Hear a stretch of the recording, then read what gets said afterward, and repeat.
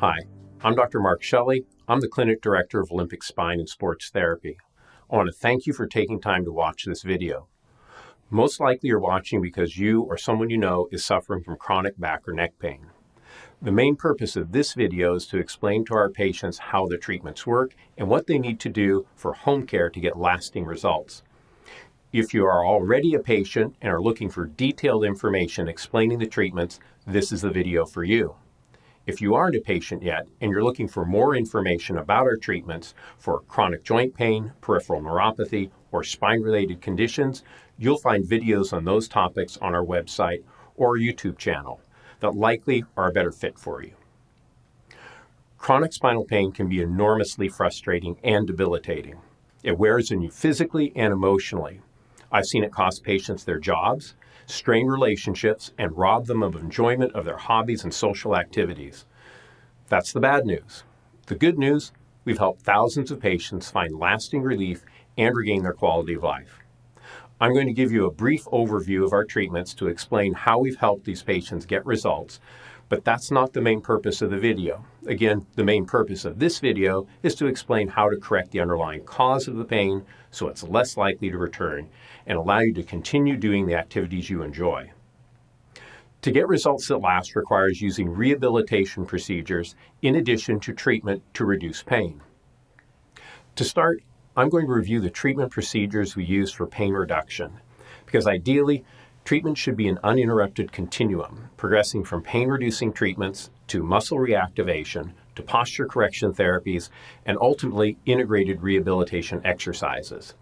A comprehensive pain reduction treatment plan may include spinal decompression to reduce nerve pressure and repair damaged discs, laser and infrared light therapy to reduce pain and accelerate soft tissue repair, chiropractic care to restore joint motion, infrared light to increase circulation and speed healing, Trigenics manual therapy to reduce joint pain and restore muscle balance and strength. For appropriate conditions, combinations of these therapies can be highly effective at reducing pain and restoring mobility. When I was working on the content for this video, I had a patient, Jean, make a comment that fit this topic perfectly. She said she was amazed at how much better she was with decompression therapy and Trigenics in addition to the adjustments and rehabilitation exercises. She said she had tried chiropractic and physical therapy previously and had minimal results. All her medical doctors could offer was prescription medication, injections, or surgery. She said our treatment approach made so much sense to her she couldn't understand why it wasn't available everywhere. She also expressed how glad she was she didn't accept that she would have to live with her pain and limitations. Instead, she continued searching and found a better solution. The point I want to make from Jean's example is how important it is to use a comprehensive treatment approach when you're dealing with complex spine conditions. It can be the difference between success and failure. When someone comes to us in pain, our first priority is always to help them get relief as fast as possible. However, to get results that last, the underlying cause must be addressed as well. The cause of chronic spine pain usually can be traced back to abnormal mechanics. By mechanics, I mean abnormal alignment and motion. To explain how we correct abnormal alignment, I want to begin by describing what normal alignment is. Normal, or more accurately, optimal alignment, is for the spine to be straight as you're looking at a person from the front. From the side view, we should see that the head, chest, and hips are aligned. There should be a forward curve in the neck, a backward curve in the mid-back, and a forward curve in the low back. Optimal alignment is not only necessary for optimal pain-free motion, but it's also necessary to prevent degeneration. It's like a car. If you drive it, the tires will wear. If the front end is out of alignment, the tires will wear faster than they should. Where our spine is concerned, if abnormal alignment is allowed to persist, it can lead to conditions like disc herniation or degeneration, spinal stenosis, and arthritis. Of course, we're all going to age. Aging is normal. Degenerating is not normal. Degeneration is accelerated aging. Abnormal mechanics cause accelerated aging. Let me show you how this happens. It starts with abnormal alignment and motion. This causes increased stress and strain to the muscles, ligaments, and joints. This causes pain, inflammation, and degeneration, which in turn causes more abnormal alignment and motion. This becomes a vicious cycle. This is what the process looks like from the outside. What we see is the head progressively shifting forward. As it shifts forward, the mid-back curve increases, and this increases load on the discs and the joints. We've all seen the little old lady or little old man that was stooped over like this. As bad as it looks on the outside, what's happening on the inside is even worse. To demonstrate this, next I want to show you an X-ray. These are X-rays we took on a very fit gentleman that was born in 1929. To get you oriented, this X-ray is looking at the patient straight on. The green line is where his spine should have been. The red line is where his spine actually was. What you'll see is that his spine was shifted to the left 13.2 millimeters. That displacement created additional strain and load on these lower lumbar discs and joints. We can see the effect of that best on the side view. So this is looking at Art from his left side. His head is here, his nose would be here. Again, green is normal. The head, chest, and hips should be aligned. He was pulled forward. In addition to being pulled forward, we have that displacement to the left. All of that additional strain and load going to the bottom lumbar discs. This dark space that you see between L5 and S1, our 5 and 1 here, this is a normal sized disc, the pad in between the vertebrae. If we move up to the next level, we look at the L4, L5 disc, you'll see it's much smaller. It narrows particularly at the back. This is disc degeneration. Art came to us with low back pain and sciatica that he'd experienced for over 30 years. I'm glad to say that at the end of his treatment, when we re-x-rayed, he was reporting over 50% improvement in his symptoms. Let's take a look at his x-rays. So I'm going to show you the before-after x-rays. This is the x-ray we saw of Art when he first came in. This is the re-x-ray approximately 3 months after treatment. Again, straight on, we said that he was displaced 13.2 millimeters left of center. On his re-x-ray, you'll see that was reduced to 1 millimeter displacement. So his head and his hips basically now aligned. Again, that's going to reduce stress, reduce pain in the low back. Let's take a look at the side view.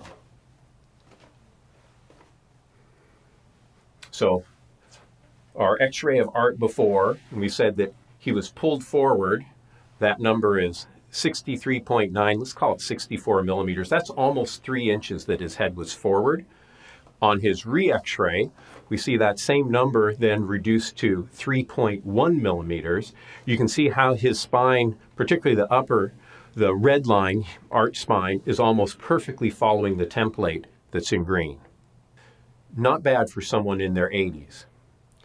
Now that you've seen x-rays demonstrating this, I want to play a video that shows how accelerated aging, aka degeneration, occurs over time.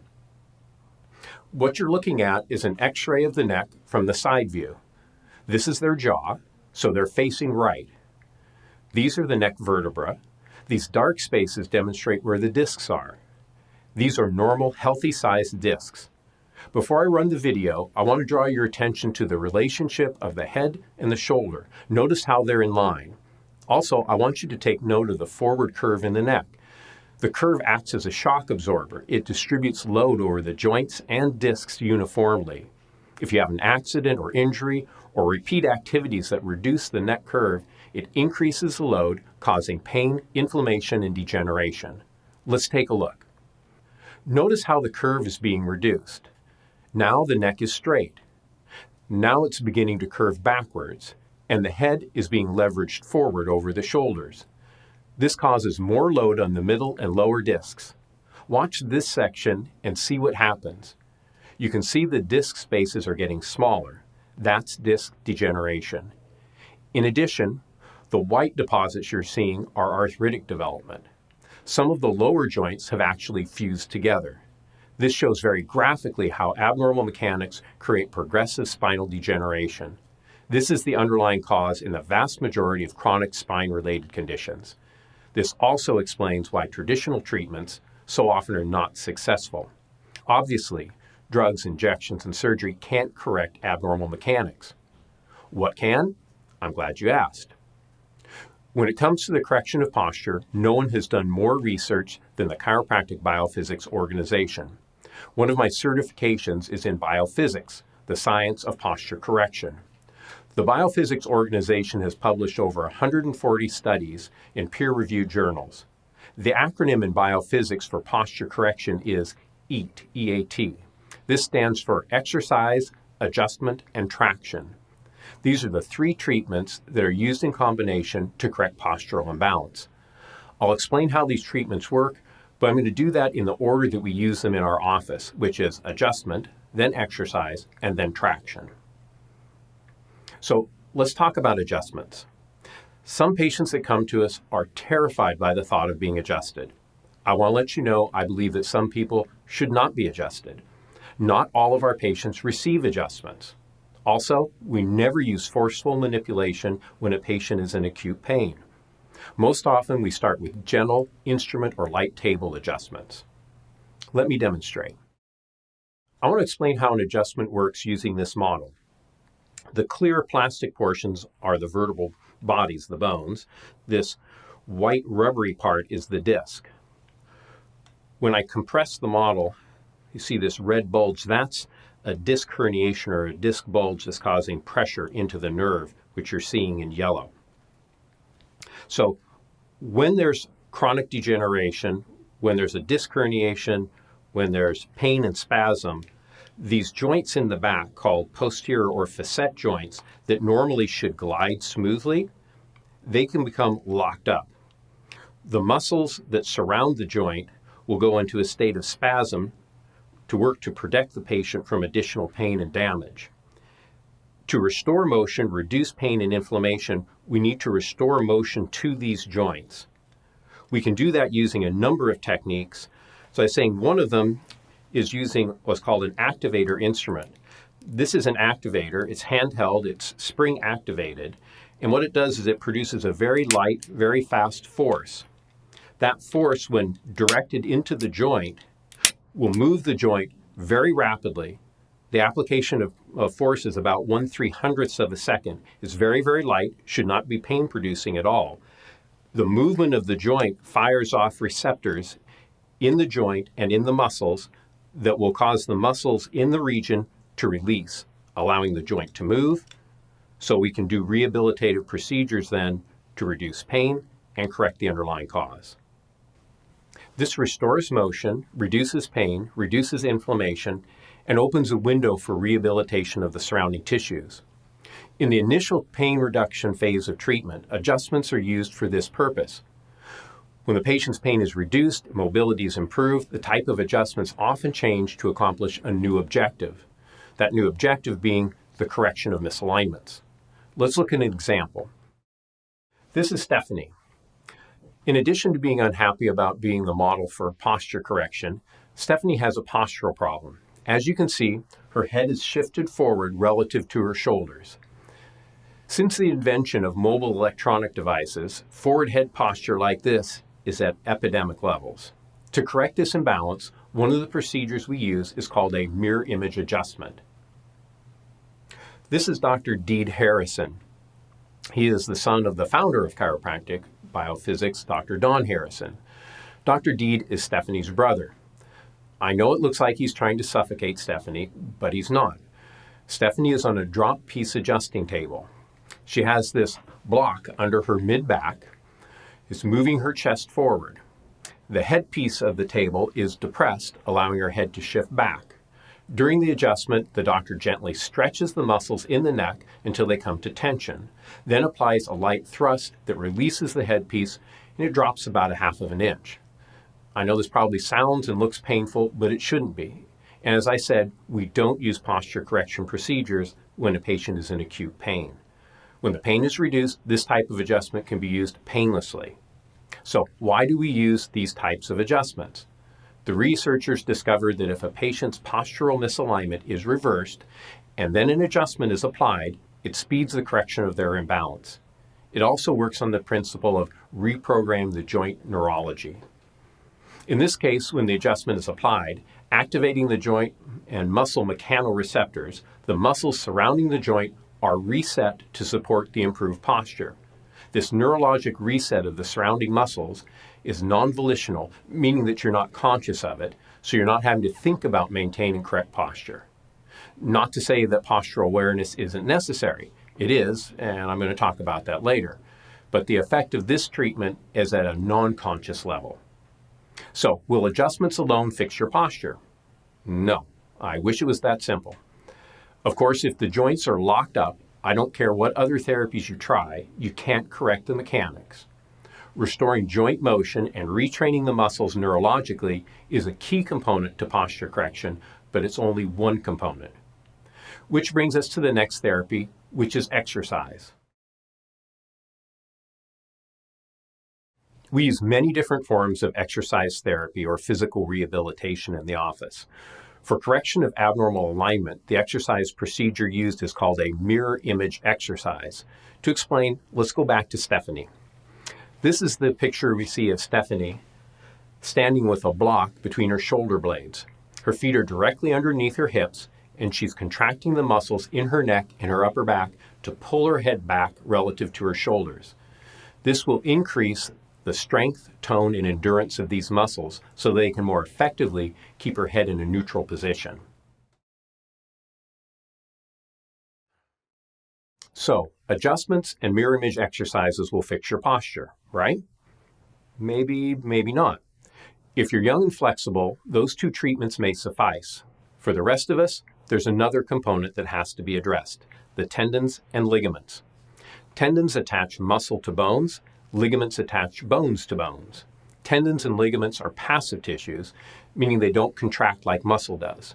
So to change their shape, they have to be stretched. Let me demonstrate with my finger. This is as far as I can extend my finger by using my muscles. Is this as far as my finger can go? No. If I stretch the ligaments and tendons, the finger can extend much further. This is the range of motion that is determined by the length of the tendons and ligaments. When postural imbalances have persisted for years, tendons and ligaments will conform to the abnormal posture. To lengthen contracted tendons and ligaments, they have to be stretched. The physics term for this is called plastic deformation, in contrast to elastic deformation. Elastic deformation means when something is stretched, it returns to its original shape. A rubber band is a good example. Plastic deformation means when something is stretched, it retains some of the change in its shape, like a plastic utensil that has been bent. Our next picture of Stephanie shows her doing traction to reshape the ligaments and tendons to bring her head back to neutral position. As you can see, Stephanie is super flexible. Most of our patients would not tolerate this type of traction, in which case we use kinder, gentler traction procedures. This is an example of a home traction setup using foam wedges.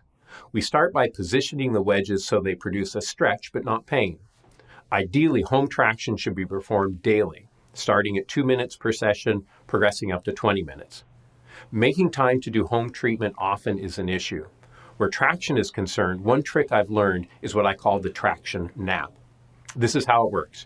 You get ready for bed, then lay on your traction units that you've set up on the floor next to your bed.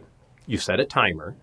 You should be able to start falling asleep while you're doing your traction. Then when the timer goes off, you climb in bed and continue sleeping. This way you're not really having to take time out of your day for home traction.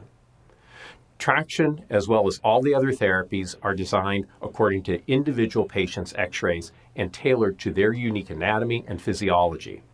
Likewise, the frequency, number of repetitions, the duration of the therapies is set for each individual patient. Not all patients should receive all of these treatments, and just like a workout program, the therapy should be gradually increased at a time and rate of progression that fits the individual. I want to emphasize the importance of tailoring the exercise program to fit the individual patient's goals. In this video, I want to be as comprehensive in my explanation of the procedures as possible, but I don't want you to think that we expect all of our patients to do all of the therapies. We don't expect our 80-year-old patients to progress to the level of our 20-something athletes. Another point I'd like to make is that you can opt out of physical rehabilitation altogether. I used to have the mindset that if a patient wasn't willing to do home exercises, they shouldn't be in our office. I look at things differently now. Some of the patients that have come to us have severe conditions and marked physical limitations. Often, their only other treatment options are surgery or pain management with injections or narcotics. Our physical medicine treatment procedures can often provide them with safer, more effective relief. That being said, if you don't do home therapy, you're reliant upon other treatment to keep feeling better. That's not our goal. We want to help you improve as much as possible and either discharge you from treatment or see you as infrequently as possible for supportive care if you have permanent problems. Ideally, once your pain is reduced, you will progress into active therapies to regain stability and strength. This is how you minimize pain and maximize your quality of life. I want to address the importance of developing a consistent home care routine. Approximately 70% of the correction of posture comes from doing your home therapies. Of course, we have to provide effective adjustments to give your body an opportunity to change. However, the lion's share of posture correction comes from self-care. The key to getting great results is creating a routine, literally having a plan, creating a schedule for when you'll do your home therapies. Consistently working your home exercise plan and developing postural awareness are the least expensive and most effective things you can do to improve your posture. If you're like most of us, this can be challenging. Let us know if you need help with this. Our staff are experts at helping you develop a schedule so you can get the best results possible. To complete our discussion on posture correction, the last component I want to discuss is ergonomic awareness. Earlier, I mentioned the epidemic of forward head posture being caused by the use of mobile electronic devices. Even if you're consistent with your adjustment, your exercise, and your traction, but you spend 12 hours a day hunched over your phone, you won't correct your posture. One of the benefits of our treatment approach is that we use special x-rays. Software allows us to perform a biomechanical analysis of spinal structure, like arch x-rays I showed you earlier. If there are obvious postural distortions, we work with the patient to determine what they repeatedly do that reinforces the misalignment. Classic examples, in addition to cell phone use, is having a computer monitor that's shifted to one side in their work area, or leaning on an armrest while you're driving. Identifying these underlying sources of postural strain is essential to getting lasting correction. So, to recap how we correct postural imbalance, we use adjustments to restore joint motion and neurologically reset postural muscle tone. We use mirror image exercises to increase the strength and endurance of muscles to correct misalignment. We use postural corrective traction to reshape tendons and ligaments, and ergonomic coaching to train postural awareness.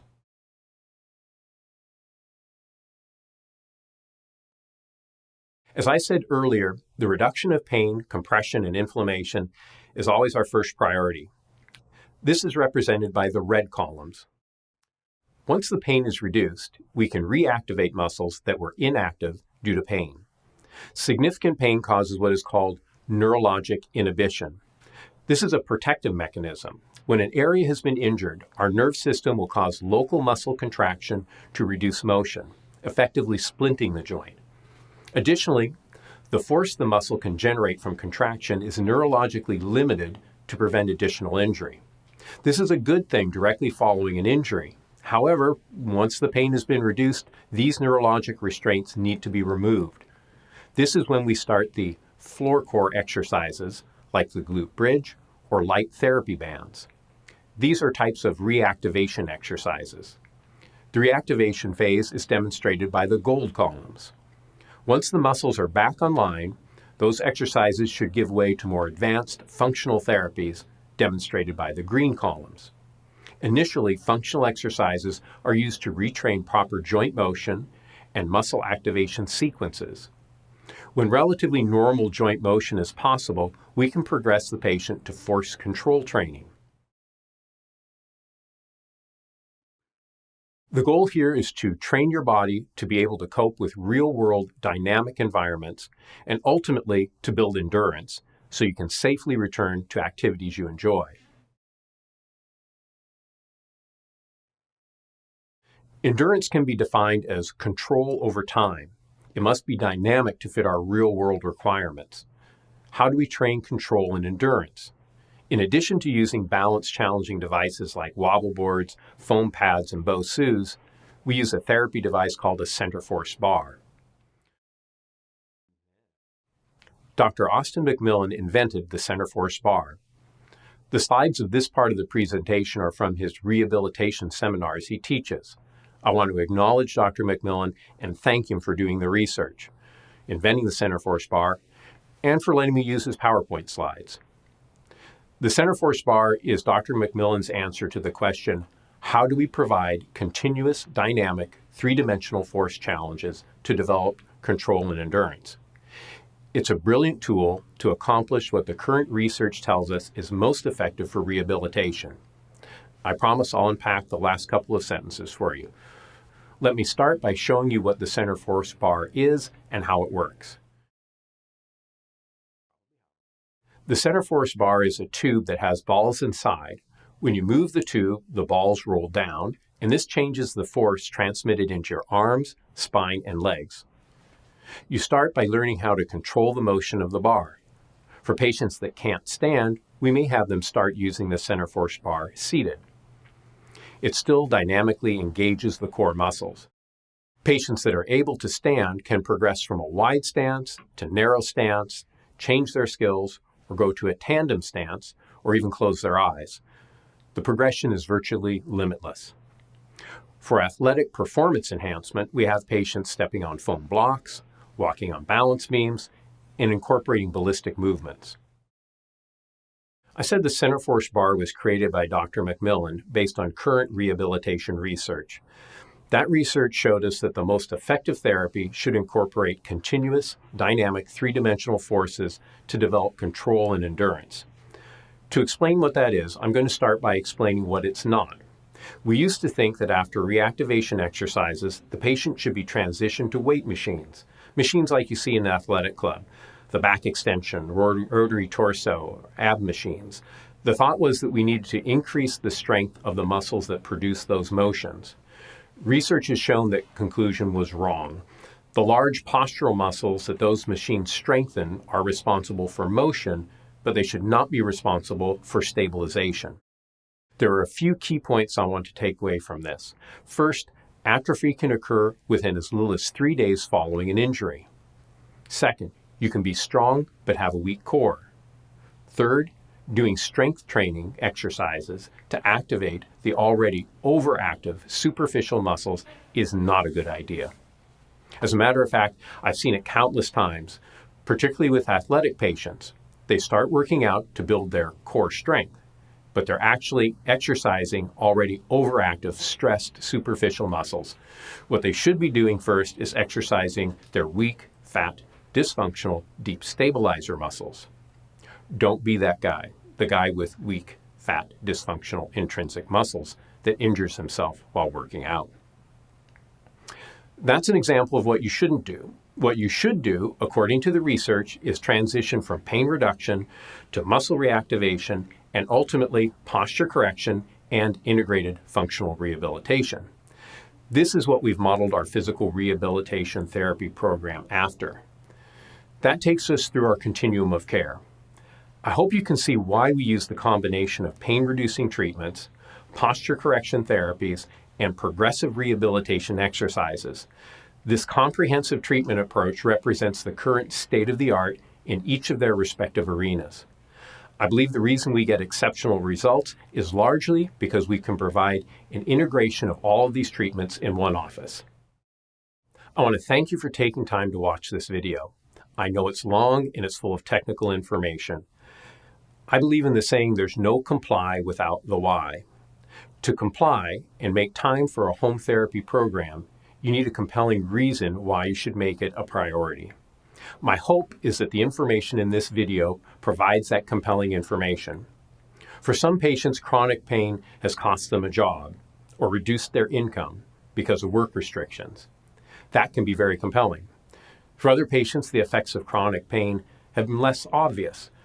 Recently, I had a patient tell me how much better her life was since she was able to sleep. She went on to explain that before treatment, every time she rolled over in bed, her pain caused her to wake up. She said she was grumpy because she felt worn out all the time. Another patient who just finished his treatment plan told me that before treatment, the longest he could stand was about 15 minutes. Now he can stand for over an hour, and then the pain is only mild, not unbearable. I can go on and on about patients that have been able to get back to their recreational activities, their hobbies, enjoy their family, or travel again. These aren't life-threatening consequences, but they do rob people of their quality of life. Helping patients get better and stay better is why we provide the comprehensive treatment approach we do. Again, I hope the information in this video encourages you to fully participate in your treatment program. It's the best way to get relief with results that last. Thanks again for watching. If there's any way we can be of help, don't hesitate to let us know.